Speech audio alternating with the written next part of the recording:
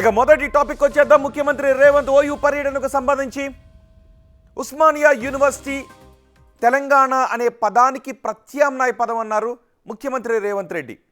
ఈ రెండు విడదీయరానివని చెప్పారు. ఓయూలో 90 కోట్లతో నిర్మించిన దుందుబి భీమా హాస్టల్ భవనాలను ముఖ్యమంత్రి రేవంత్ రెడ్డి ప్రారంభించారు. అలాగే డిజిటల్ లైబ్రరీ, రీడింగ్ రూమ్లకు శంకుస్థాపన కూడా చేశారు. తెలంగాణలో ఏ సమస్య వచ్చినా ఉద్యమానికి పురిటిగడ్డ ఉస్మానియా యూనివర్సిటీ అన్నారు ముఖ్యమంత్రి. చదువుతో పాటు పోరాటాన్ని నేర్పింది ఉస్మానియానే అన్నారు ఆయన. గొప్ప చరిత్ర ఉన్న ఓయూకు 100 ఏళ్లలో వీసీగా ఓ దళితుడిని నియమించింది కాంగ్రెస్ ప్రభుత్వమే అని చెప్పారు రేవంత్ రెడ్డి.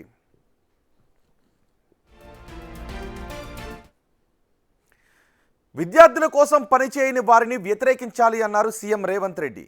డిసెంబర్లో ఆర్ట్స్ కాలేజీ ముందు సభ పెడితే తాను వస్తానని, అన్ని పనులు మంజూరు చేస్తాను అని చెప్పారు. అంతేకాదు తన పర్యటనలో ఒక్క పోలీసును కూడా క్యాంపస్లో ఉంచొద్దన్నారు. విద్యార్థులు తనని అడ్డుకొని ప్రశ్నిస్తే చిత్తశుద్ధితో సమాధానం చెబుతాను అన్నారు. ఉస్మానియా యూనివర్సిటీని ఆక్స్ఫర్డ్ స్థాయికి అభివృద్ధి చేయడానికి తను సిద్ధమన్నారు ముఖ్యమంత్రి. సకల వసతులు చేకూర్చడానికి అవసరమైన ప్రణాళికలు సిద్ధం చేయాలి అన్నారు. నిధులు సమకూర్చేందుకు ప్రభుత్వం సిద్ధంగా ఉందని చెప్పారు. రాణా గారికి ఆదేశాలు ఇస్తున్నా, ఒక కమిటీ వేయండి, ఇంజనీర్స్ కమిటీ.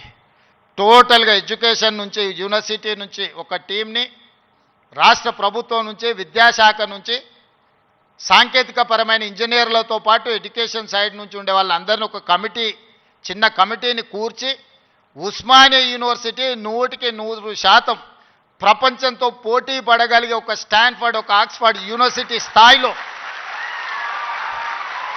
మనకేం తక్కువ 3 లక్షల కోట్ల రూపాయల బడ్జెట్ ఉంది. ఎవడో 1,00,000 కోట్లు కట్టింది, కూలింది, పోయింది, 1,00,000 కోట్లు గంగలో పోయింది, గోదావరిలో పోయింది.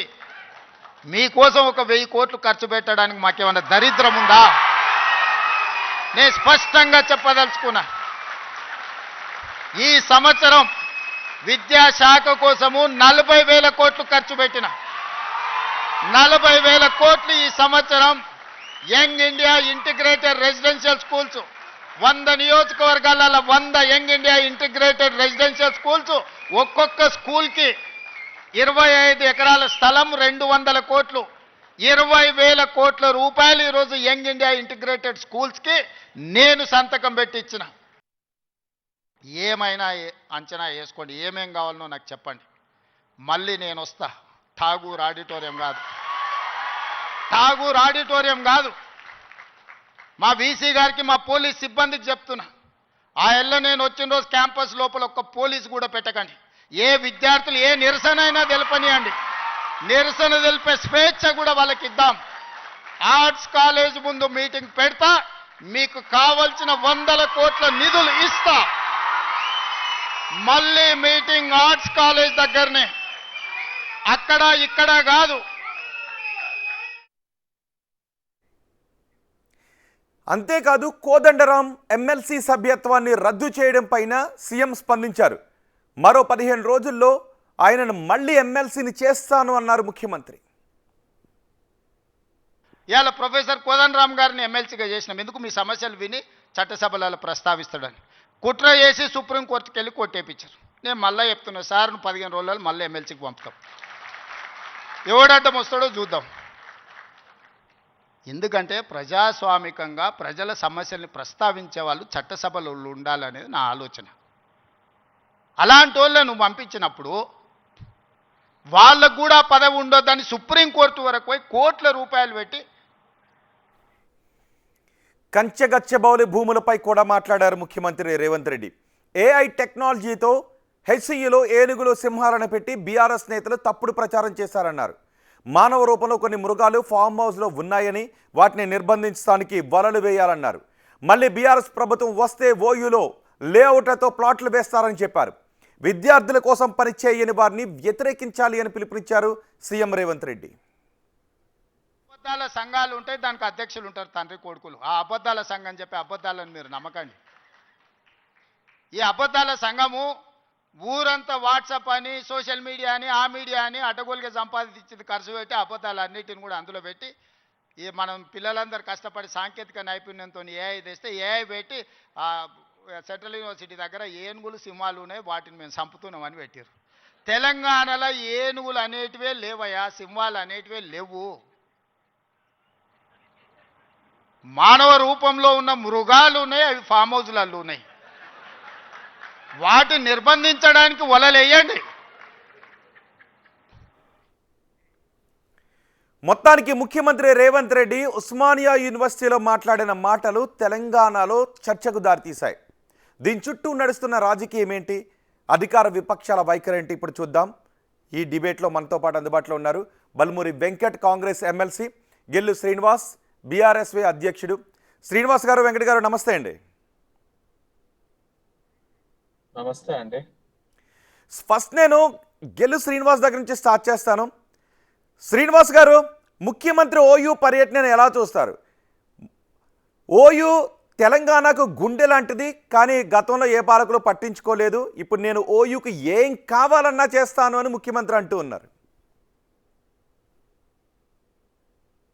ఇవాళ ఓయూకు ముఖ్యమంత్రి రాకను మా బీఆర్ఎస్ విద్యార్థి విభాగం కూడా స్వాగతించింది. ఇక్కడ మేము వ్యతిరేకించలేదు.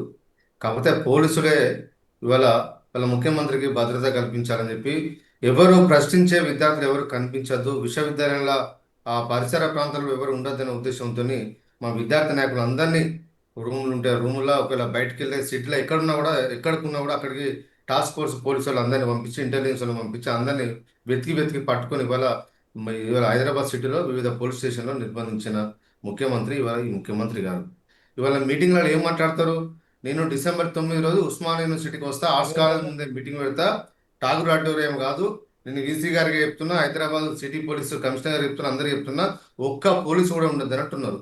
ఒక్క ఠాగూర్ ఆడిటోరియంకి వచ్చిన మీటింగ్కే నువ్వు ఇంత భద్రత, విపరీతమైన భద్రత పెట్టి మొత్తం విద్యార్థులందరినీ ఎక్కడెక్కడ అనుమానించిన వాళ్ళందరినీ అనుమానించే వారం రోజులకి వెళ్ళి వేటాడి ఇక్కడ లేకుండా చేసి ఇవాళ ఉస్మాన్ సిటీలో అడిగిపెట్టిన ముఖ్యమంత్రికి డిసెంబర్ 9కి వచ్చే దమ్మున్నదా అని చెప్పి వాళ్ళు నేను ప్రశ్నిస్తూ ఉన్నాను. ఇవాళ నిజంగా ప్రజాస్వామ్యం గురించి మాట్లాడే నైతికత ముఖ్యమంత్రికి ఉంటే ఇవాళ అందరినీ స్వాగతించాల్సింది. ఎందుకు అరెస్ట్ చేశారు ఇవాళ విద్యార్థులను? ఇవాళ ఏం సాధించారని ఉస్మాన్ యూనివర్సిటీలో అడుగుపెట్టిండు రేవంత్ రెడ్డి గారు. మేము ముందే చెప్పినాం, ఓయూకు రండి, ముఖ్యమంత్రి గారు ఓయూకి వస్తే మేము స్వాగతిస్తున్నాం. ఇప్పటికి దాదాపు ఇవాళ రేవంత్ రెడ్డి గారు ముఖ్యమంత్రి అయితే దాదాపు 2 సంవత్సరాల దగ్గరికి వస్తుంది. కనీసం మీరు ఇచ్చిన ఉద్యోగాలు లేవు. ఏమి ఇచ్చారు చెప్పండి? ఆర్థిక శాఖ నుంచి ముఖ్యమంత్రి గారు, మీరు ముఖ్యమంత్రి బాధ్యత చేపట్టిన తర్వాత ఫైనాన్స్ అప్రూవల్ ఇచ్చి మీరు ఇచ్చిన నోటిఫికేషన్ ఏందో చెప్పండి. ఇవ్వకపోతే ఇంకా టైం ఉంది. నోటిఫికేషన్ ఇచ్చినాక మీరు ఓయూలో అడుగు పెట్టాలని చెప్పి మేము రిక్వెస్ట్ చేసినాం ముఖ్యమంత్రి గారిని. 18 సంవత్సరాలు నిండిన ప్రతి అమ్మాయి కూడా, చదువుకునే అమ్మాయికి స్కూటీలు ఇస్తామని చెప్పి ముఖ్యమంత్రి గారు ఎన్నికల ముందు హామీ ఇచ్చారు. ఒక పైలట్ ప్రాజెక్ట్ కింద ఉస్మాన్ యూనివర్సిటీని తీసుకోండి, తర్వాత రాష్ట్ర వ్యాప్తంగా ఇస్తారని చెప్పి కూడా ముఖ్యమంత్రి గారికి మేము సలహా ఇచ్చినాం. అది కూడా ముఖ్యమంత్రి గారు పట్టించుకోవాలి.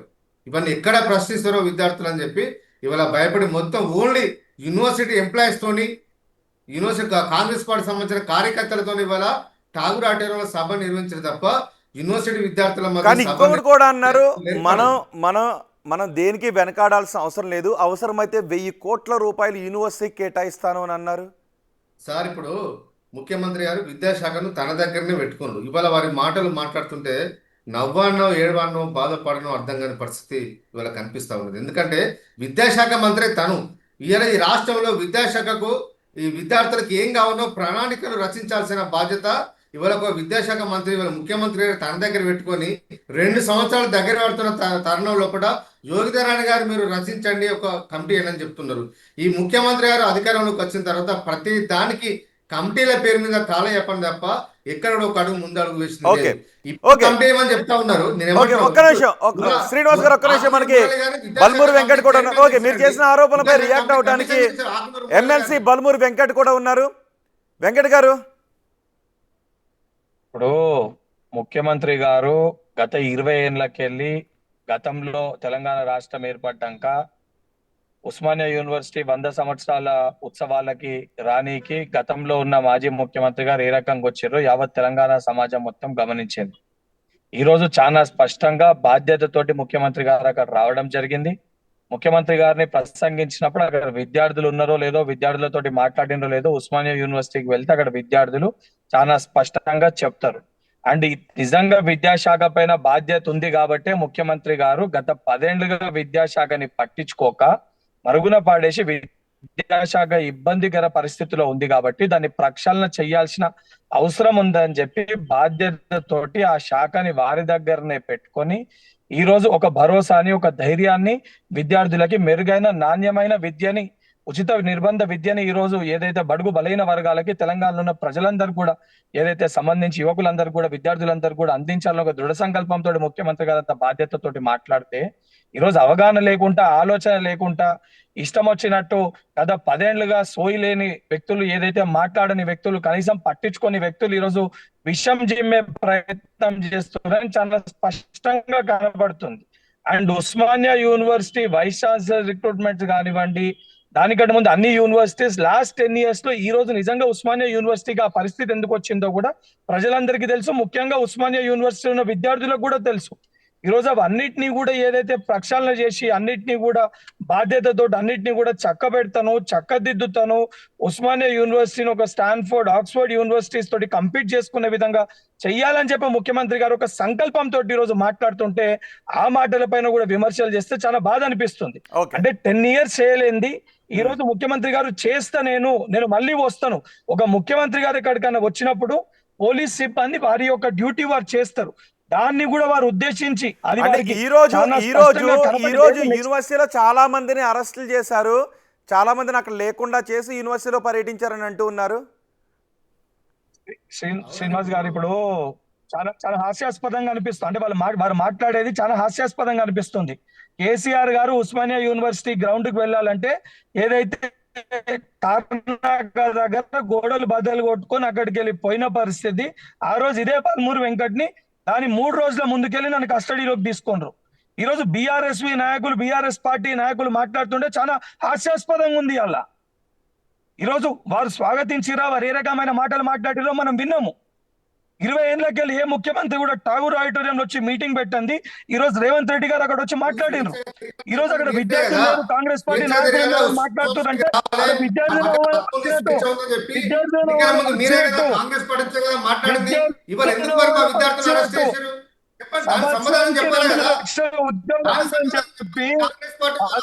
అధికారంలో ఉండే 10 ఏళ్ళ అధికారంలో ఉండే కేసీఆర్ కి కేసీఆర్ కి కనీసం సరుకులు అమ్మినట్టు నియామక పత్రాలని అమ్మారు, ఎగ్జామ్ పేపర్లు వెంకట్ గారు ఒక్క నిమిషం గెల్లి శ్రీనివాస్ మిమ్మల్ని ఏదో క్వశ్చన్ అడగాలనుకుంటున్నారు.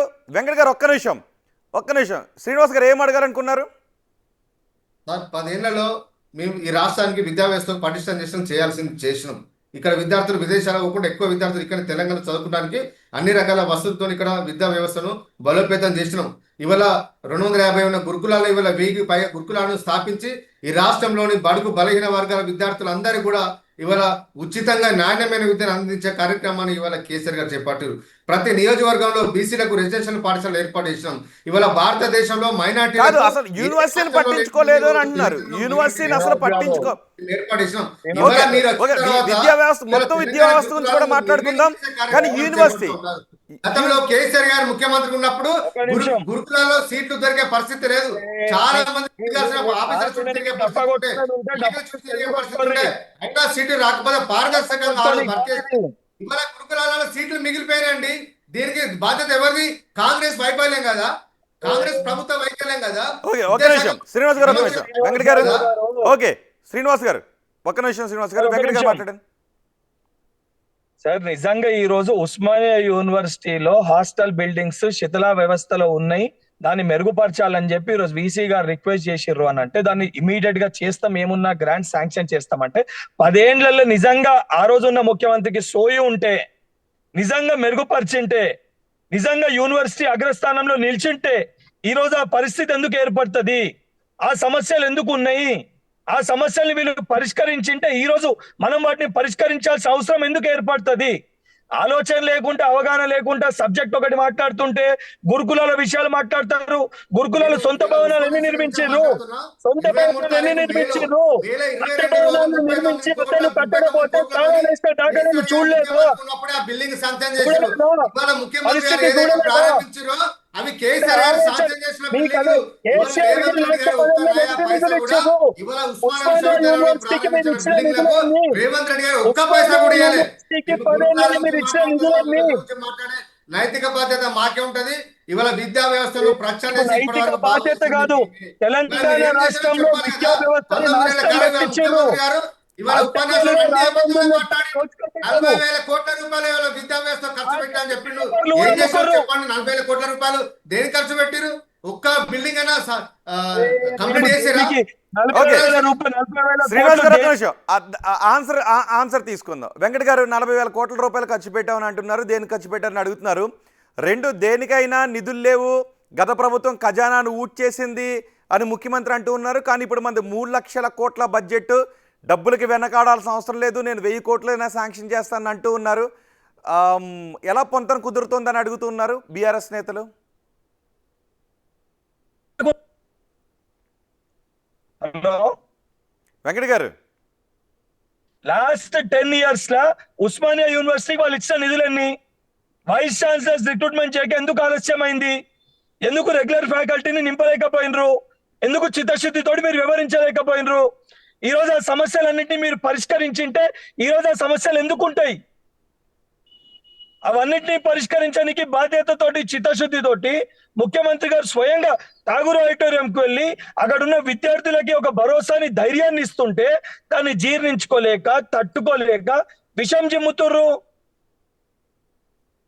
ఓకే శ్రీనివాస్ గారు. గతంలో విశ్వవిద్యాలయంలో కూడా టీచర్ రిక్రూట్మెంట్ విషయంలో పట కేసీఆర్ గారు ప్రభుత్వం 1,500 పోస్టులను ఆ రోజు శాంక్షన్ చేసింది. ఆ రోజు ఉన్న అలహాబాద్ హైకోర్టు తీర్పునిచ్చింది.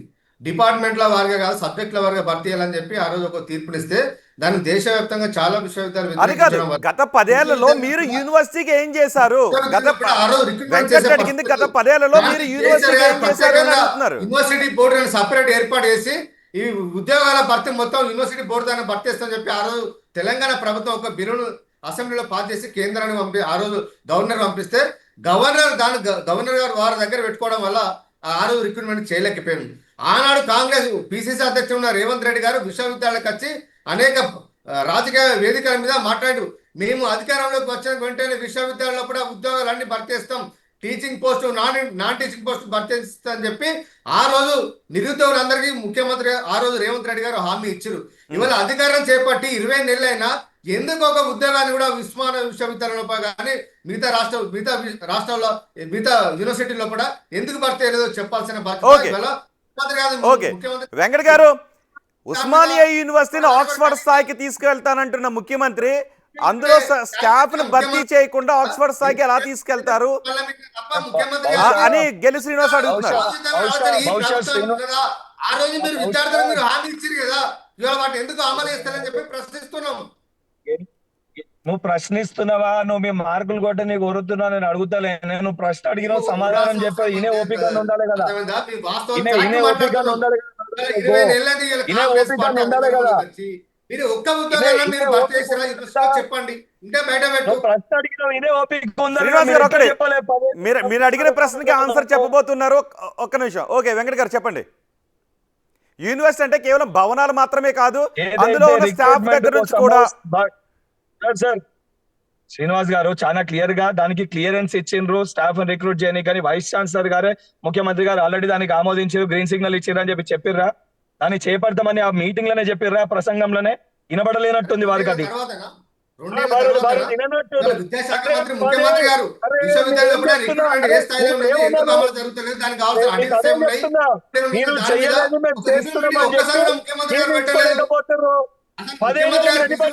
వేరే వాళ్ళకి ఇవ్వచ్చు కదా.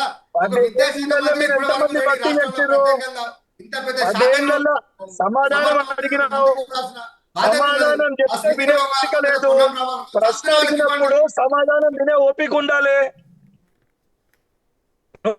అడిగినప్పుడు చెప్పండి వెంకట గారు. శ్రీనివాస్ అడిగిన ప్రశ్నకే సూటిగా చెప్పండి. సూటిగా చెప్తున్నంత క్లియర్ గా వైస్ ఛాన్సలర్ గారికి ఆల్రెడీ వారే సమాధానం ఇవ్వడానికి దానికి గ్రీన్ సిగ్నల్ వచ్చింది, ఇమీడియట్ గా దాన్ని చేపడతామని కూడా చెప్పారు కదా. మరి ఎప్పుడు 20 నెలలకా వెంకట గారు. ఓకే, శ్రీనివాస్ గారు, ఉద్యోగాల భర్తీకి కూడా అవసరమైన చర్యలు తీసుకోవాలని ఆదేశాలు జారీ చేశాం. కొత్త భవనాల నిర్మాణానికి ఆదేశాలు జారీ చేశాం. గత ప్రభుత్వం పట్టించుకోకపోవడం వల్లే యూనివర్సిటీలో అటువంటి పరిస్థితులు ఉన్నాయని చెప్తున్నారు. రాబోయే రోజుల్లో 1000 కోట్ల రూపాయల నిధులు మంజూరు చేస్తాను, ఏం కావాలంటే అది ఇస్తానంటున్నారు. మీరు అడగండి, నేను ఏం కావాలంటే అది ఇస్తాను, మీరు అడగటమే ఆలస్యం అని అంటున్నారు ముఖ్యమంత్రి. సార్ ఇవాళ ముఖ్యమంత్రి గారు ఇవాళ కాంగ్రెస్ ప్రభుత్వం అధికారంలోకి వచ్చి 20 నెలలైంది. 20 నెలలకి వెళ్ళి కనీసం 2 కోట్ల నిధులు కూడా ఇవ్వని ముఖ్యమంత్రి 1000 కోట్ల రూపాయల నిధులు ఇస్తాంటే ఎవరు నమ్మాలి చెప్పండి? ఈయన కొత్తగా ఏమైనా ఇచ్చిండా? కనీసం విశ్వవిద్యాలయం లేదు. శ్రీనివాస్ గారు, ఇక నేను వాళ్ళ పెన్షన్ 10 ఏళ్ళ డబ్బులు మీరు మాట్లాడిన లేదు. మాటలు చాలా ఇంటికి ఒక సమస్యలు ఉద్యోగం విశ్వవిద్యాలయంలో కూడా ఇస్తానది, కొత్త బిల్డింగ్ ఇంటికి ఒక శాంక్షన్ కోసం ఉద్యోగం ముఖ్యమంత్రి ఇస్తానది, గారు ఏ నిధులు కేజీ ఇవ్వలే. చూపించి ఉచిత గతంలో నిర్బంధ విద్య అని కేసీఆర్ గారు చెప్పింది. మంజూరు చేసిన ఆ నిధులనే ఇవాళ అవన్నీ వాటిని చాలా ఉంటాయి. ముగింపుకో వాటిని ప్రారంభోత్సవానికి వచ్చింది తప్ప కొత్తగా ముఖ్యమంత్రి గారు చేసింది ఏం లేదు. విశ్వవిద్యాలయం చేసింది ఏం లేదు, ఈ రాష్ట్రంలో చేసింది ఏం లేదు. పైగా ఇవాళ బయట మాట్లాడే అబద్ధాలు, ఇవాళ ఉస్మానియా విశ్వవిద్యాలయ వేదిక కూడా శ్రీనివాస్ ఇవాళ గారు, ముఖ్యమంత్రి గారు అబద్ధాలు ఆడిండు. రాష్ట్రంలో విద్యా వ్యవస్థకు 40,000 కోట్ల రూపాయలు ఖర్చు పెట్టిందని చెప్పిండు. ఇంటర్నేషనల్ స్కూల్లో ఇవాళ కట్టినని చెప్పిండు. ఎక్కడని కట్టిండండి? ఓన్లీ కట్టలేదా? ఖర్చు పెట్టలేదా? పూజ మాత్రమే వేసిరు. ఓకే, ఇంటర్నేషనల్ వెంకట గారు. చెప్పండి. ఇవాళ ఓకే. గ్రామీణ ప్రాంతాల్లో కూడా మొత్తం స్కూళ్ళని, ప్రభుత్వ స్కూళ్ళని మొత్తం నిర్వీర్యమైపోయినాయి. ఈ రెండు ఈ 20 నెలల కాలంలో కూడా వాటికి కనీసం మరమ్మతుల కోసం మన ఊరు మనబడి పేరు మీద కేసీఆర్ గారి ప్రభుత్వం ఓకే, నిధులు కేటాయిస్తే శ్రీనివాస్ గారు ప్లీజ్ ఒక క్వశ్చన్ అండ్ ఆన్సర్ గా తీసుకుందాం. పాయింట్ టు పాయింట్ మాట్లాడదాం. ఓకే శ్రీనివాస్ గారు, పాయింట్ టు పాయింట్ మాట్లాడదాం, లేదంటే ఓవర్లాప్ అయిపోతుంది. ఓకే, పర్సెంటేజ్ ఇచ్చే వారికి నిధులు విడుదల చేయడం తప్ప ఇవాళ విద్యా వ్యవస్థకు సంబంధించిన పనులు ఏవైతే జరుగుతున్నాయో వాటికి ₹1 నిధులు కూడా ఇవాళ విడుదల చేయలేకపోవడం ఓకే. వల్ల ఓకే. స్కూల్ అనేది నాశనం అయిపోయినాయి. ఓకే శ్రీనివాస్ గారు ఒక్క నిమిషం, శ్రీనివాస్ గారు ఒక్క నిమిషం. వెంకట గారు. సార్, స్ట్రెంత్ పెరిగిందా లేదా గవర్నమెంట్ స్కూళ్ళల్లో? రోజు లెక్కలు వస్తున్నాయి, అధికారికంగా కూడా అందరికీ తెలుసు గవర్నమెంట్ స్కూళ్ళలో స్ట్రెంత్ పెరిగిందా అనేది. పెరగలేదని చెప్పి వీళ్ళు అబద్ధపు అసత్య ప్రచారాలు చేస్తుండ్రు. వాస్తవాలు మాట్లాడండి శ్రీనివాస్ గారు. ఒక విద్యార్థి నాయకునికి ఉన్నారు. గత 10 ఏళ్లలో ఏ రోజన్నా, అరే ఒక్క నిమిషం, ఏ రోజన్నా కేసీఆర్ గారు ఆర్ట్స్ కాలేజ్ ముందు నేను వచ్చి మీటింగ్ పెడతా అని చెప్పిండా? ఏ రోజన్నా విద్యార్థులను ఉద్దేశించి మాట్లాడిండా? ఏ రోజన్నా కేసీఆర్ గారు శ్రీనివాస్ గారు, బల్మూర్ వెంకటే మీకు ఒక క్వశ్చన్స్ అందిస్తున్నారు. శ్రీనివాస్ గారు ఒక్క నిమిషం. శ్రీనివాస్ గారు, దాదాపు 100 మంది విద్యార్థులు ఇవాళ అస్వస్థకు గురై, చాలా మంది విద్యార్థులు అస్వస్థకు గురైపోయారు. కొంతమంది చనిపోయిన పరిస్థితి ఉన్నది. దీనికి ప్రభుత్వం ఎప్పుడైనా రివ్యూ చేసిందా? కనీసం సోషల్ వెల్ఫేర్ మినిస్టర్ కూడా కనీసం సందర్శించలేని పరిస్థితి. శ్రీనివాస్ గారు ఏదో మీరు మాట్లాడాలని చెప్పి. శ్రీనివాస్ గారు ఒక్క నిమిషం, మీరు అడిగిన దానికి, మీరు అడిగిన వాటికి ఆన్సర్ తీసుకుందాం. అంతేకాదు వెంకట్ కూడా మీకు ఒక క్వశ్చన్స్ అందిస్తున్నారు, అది కూడా ఒక్కసారి దానికి కూడా మీరు ఆన్సర్ చేయాల్సి ఉంటుంది. వెంకట్ గారు. సార్, స్ట్రేట్ గా నేను ఒకటి అడుగుతున్నా. లాస్ట్ 10 years లా ఏ రోజన్నా కేసీఆర్ గారు ఎక్కడికన్నా వెళ్ళి స్టూడెంట్స్ తోటి శాంక్షన్ చేసి నేను విద్యార్థులతోటి మీటింగ్ పెడతాను ఏ యూనివర్సిటీలన్నా, నేను ఓన్లీ ఉస్మానియా గురించి మాట్లాడతలే, ఏ యూనివర్సిటీలన్నా భరోసా ఇచ్చే ప్రయత్నం చేసినా? First question. సెకండ్ది, పేపర్ లీకేజ్ అయి మొత్తం తెలంగాణ రాష్ట్రంలో ఉన్న విద్యార్థులు, యువకులందరూ కూడా అస్తవ్యస్తానికి గురై ఇబ్బందులు పడుతుంటే కనీసం దానిపైన స్పందించలే, కనీసం పట్టించుకోలేదు. మన ఊరు మన బడి అని అంటుర్రు, గురుకులాల గురించి మాట్లాడుతుర్రు. అద్దె భవనాల్లో నిర్మించి ఏదైతే వాటిని ఏర్పాటు చేసి రెంట్లు కట్టకపోతే ఏ రకంగా దానికి తాళాలు వేసుకోరో మనం చూసినాం. ప్రభుత్వం ఏర్పడ్డాక ఇబ్బందులు ఏ రకంగా అయినా మనం చూసినాం. అండ్ ఇంటిగ్రేటెడ్ స్కూల్స్ ని ప్రారంభించినాయి, పనులు జరుగుతూనే లేదో. అన్ని పార్టీలు, బీఆర్ఎస్ ఎమ్మెల్యే ఉన్న కాడ కొన్ని నియోజకవర్గాలు అయినాయి, బీజేపీ ఎమ్మెల్యేల కాడ స్టార్ట్ అయినాయి, కాంగ్రెస్ శాసనసభ్యుల. ఓకే, మీ వాయిస్ బ్రేక్ అవుతుంది. శ్రీనివాస్ గారు మీరు ఆన్సర్ చేయండి. కన్క్లూడింగ్ కామెంట్ ఆన్సర్ చేయండి. గురుకులాల మీద అద్దె చెల్లించింది కాంగ్రెస్ ప్రభుత్వం. వెంకట గారు ఒక్క నిమిషం. వెంకట గారు మీ వాయిస్ బ్రేక్ అవుతుంది, ప్లీజ్ ఒక్క నిమిషం. సమ్మె చేసారు, గురుకులాలకు తాళాలు వేసిన చరిత్ర ఇవాళ ఈ ప్రభుత్వంలో ఉన్నది. కేసీఆర్ గారి ప్రభుత్వంలో ఏ ఒక్క గురుకులాలకు కూడా అద్దె పనుల యాజమాన్యం ఎవరు కూడా తాళాలు వేసే పరిస్థితి ఆనాడు లేదు, ఇవాళ ఈ రోజు వచ్చింది. దానికి కారణం ముఖ్యమంత్రి గారికి ఇవాళ ఈ విద్యా వ్యవస్థ పటిష్టమైన సరైన అవగాహన లేకపోవడమా, లేకపోతే కావాలని చెప్పి వాంటేలా చేస్తున్నారు అనేది అది వేరే విషయం. ఇవాళ ఇంటిగ్రేటెడ్ స్కూల్ మీరు ఎప్పుడు కంప్లీట్ చేస్తారు? 40,000 కోట్ల రూపాయలు కాంట్రాక్టుల కోసం మొదలు పెట్టారు. కనీసం ఇప్పుడు మీకు ఏమడుతున్నా, మన ఊరు మన బడికి మీరు ఎన్ని నిధులు ఇచ్చారు? ఏర్పాటు చేయాల్సిన అవసరం ఉంటుంది. కొన్ని ఏం చేస్తలేరు మీరు. ఇవాళ మన ఊరు సత్యసాయి మన బడికి మీరు ఎన్ని నిధులు ఇచ్చారు, ఎంత శాంక్షన్ మరి చేసారు? అంతకు ముందే అన్ని ప్రణాళికలు సిద్ధం చేసి అమలు చేసిన మీరు ప్రభుత్వం కేసీఆర్ గారి ప్రభుత్వం.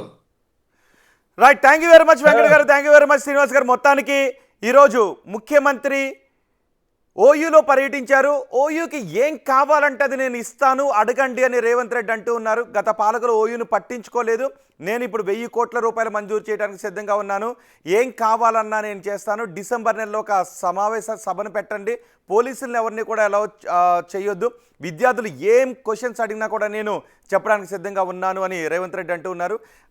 ప్రస్తుతం రేవంత్ రెడ్డి ఓయూ పర్యటన తెలంగాణ రాజకీయాల పెద్ద ఎత్తున చర్చకు దారితీసింది. మరి చూద్దాం, డిసెంబర్లో ఒక సభను పెడతారు. ఓయూ పర్యటన గురించి ఇంకా ఎటువంటి రాజకీయపరమైన కామెంట్స్ వస్తాయో.